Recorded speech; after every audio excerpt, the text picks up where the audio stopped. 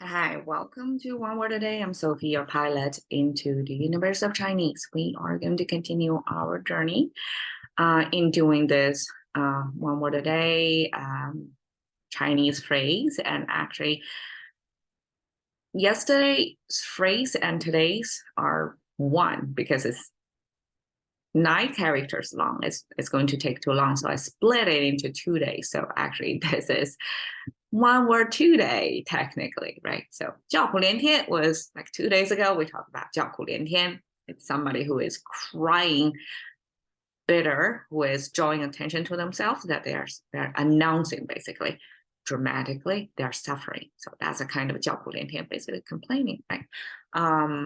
And then we talked about 哑巴吃黄连, somebody is muted, but they eat something really, really bitter.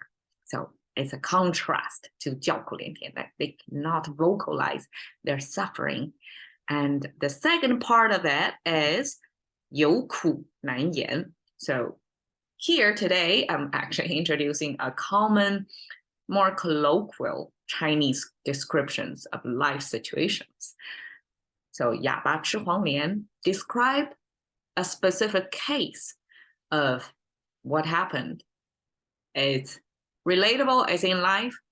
You can see that muted person happened to need that Chinese medicine 黄连 to treat themselves. So they have to eat, but because they're muted, they cannot vocalize their suffering, right? So that's possible.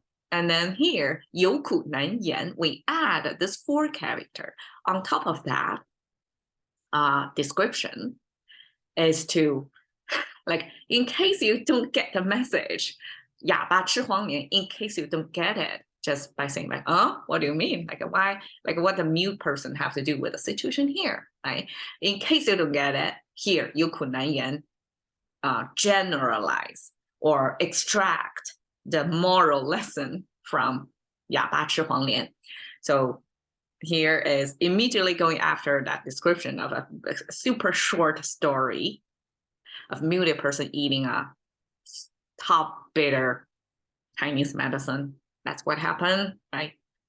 Immediately after that, recap everything in term to make sense, to connect it to the current situation that we're talking about here, or in the conversation. 哑巴吃黄连, 有苦难言, therefore are often used together, because if we only say 哑巴吃黄连, occasionally people who may never came to the second part of this, 有苦难言, they may not know that you're actually referring to this. So just in case we add everything together, so it becomes longer, 9 characters, but 有苦难言 can be used on its own, because that's the lesson, that's the moral, that's the universal message that we want to pass here. So without the concrete dramatic description of the story, here is the lesson. 有苦难言. Okay, 苦. Again, Chinese medicine calling. 10, mouth, means ancient.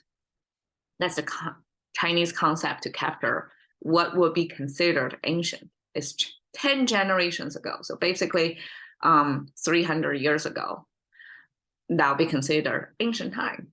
And time, just by itself, will lend weight or value to this thing. So if some plant here means plant-based, right? So if this plant was recommended by people who lived 200 years ago, that adds value to them. That's Chinese medicine, or that's ancient wisdom, or something like that, considered something legit, time proven, tried and true, right? Or if it's not like ancient people recommended, it's the plant themselves endure a long time to be preserved, and then they taste bitter, but they got this time treatment on them that's valuable, that somehow transformed them to be more effective, maybe. In any case, this capture the sense of bitter from this herbal intake you don't have, okay? So this is a case of a specific moment of bitterness that it's a universal experience among Chinese, that whoever took this Chinese medicine will taste that bitterness. And from this, they can be extended to other kind of bitterness. I actually don't know in the cuisine, anything else would be bitter. Well, occasionally we do have bitter ingredients in food. It's not for medical purpose, but it's for nutrition or part of the dinner. So you do have bitter taste in food, but it came from in medicine. Okay, enough of that.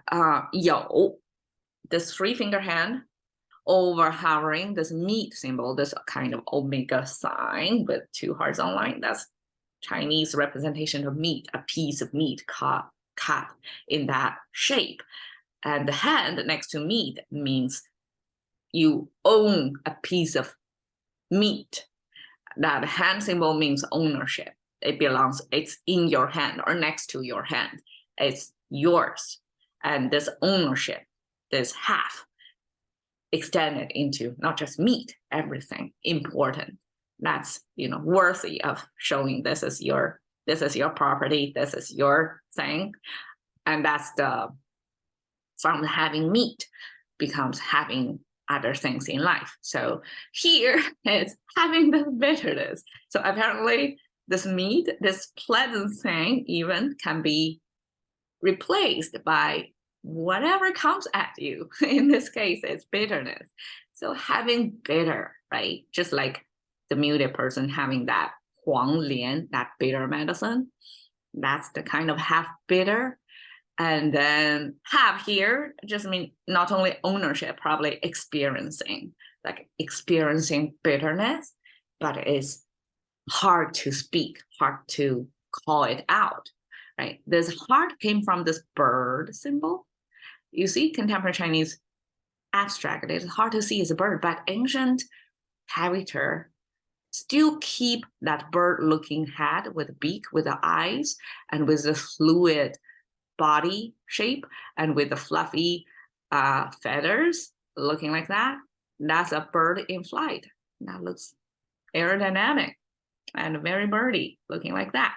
And then the left side is some mystery that I haven't solved yet, but it looks like something related, cutting into pieces, and then some cookware, kind of stove thing with something in the middle to cook.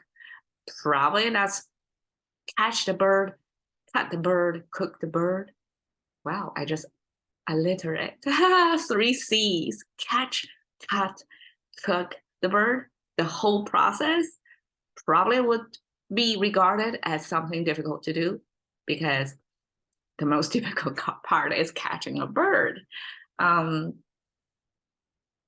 know in hunting in America, right, bird catching or shooting the bird down probably is a kind of skill to have. You probably need years of training, practice to be really good at catching bird or shoot down a bird.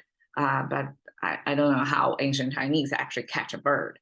That's something not a lay person can just casually do, right? It's something of a kind of skill. So that everything related to bird process is regarded as the representation of that's some high bar to reach. Okay, that's hard.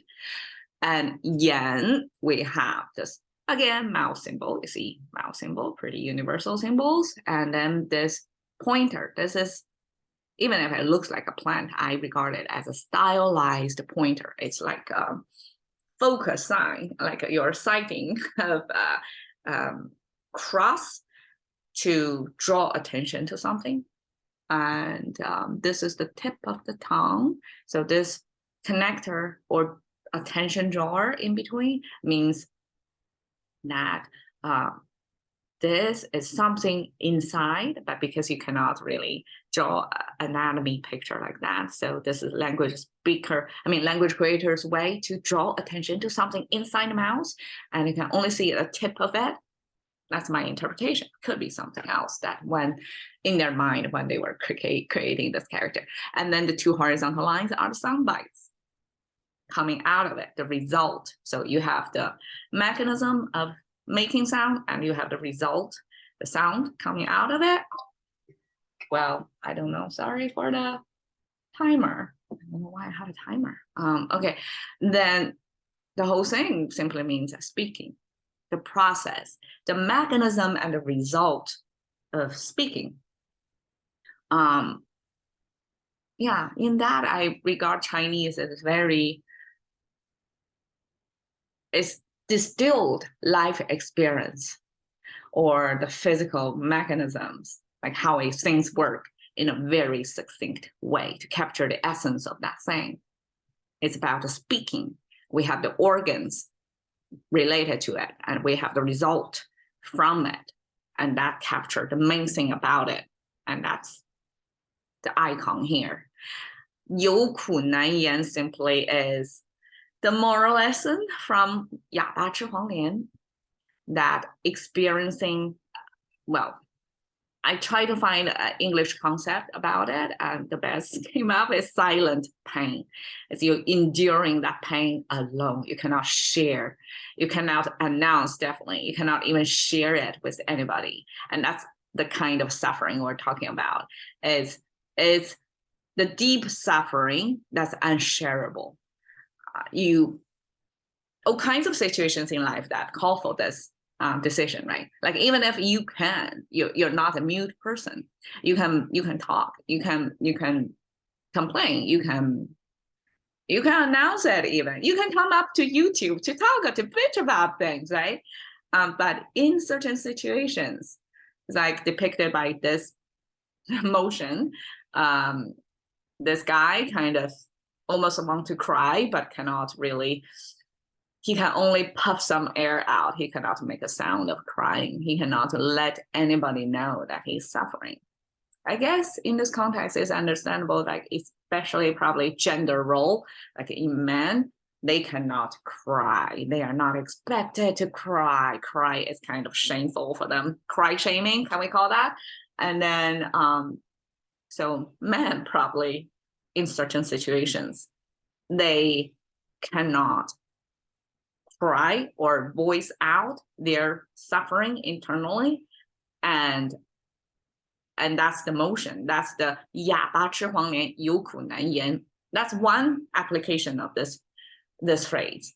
And other applications is almost like you're scheming something, and it cannot, like something happened to you, and it's in the process of you try to accomplish something, but you cannot let anybody know your intention. And so when it hit you, probably unexpectedly, accidentally, something hit you, and you cannot tell the world that you're suffering from it, because otherwise your plan would be spoiled. It could be in that situation as well. Like you try to silently or sneakily scheme something, carry out some plan, but then something hit unplanned, and then you cannot let anybody know. So there is a certain unshareable suffering alone sense in here. Or it could be like in the context of not only gender or schemer, some other human experience of you suffer something, but really you have to bottle it up. You cannot say it. You cannot let anybody know about it. I mean, contemporarily we have psychotherapy or whatever to let out your inner angst. But I guess in ancient times, or at least in this situation, whoever have to endure themselves, that's the context that you can appropriately use this 哑巴吃黄连，有苦难言. Okay, cash into the currency of thinking with one word a day. By one word a day with Sophie. See you another day.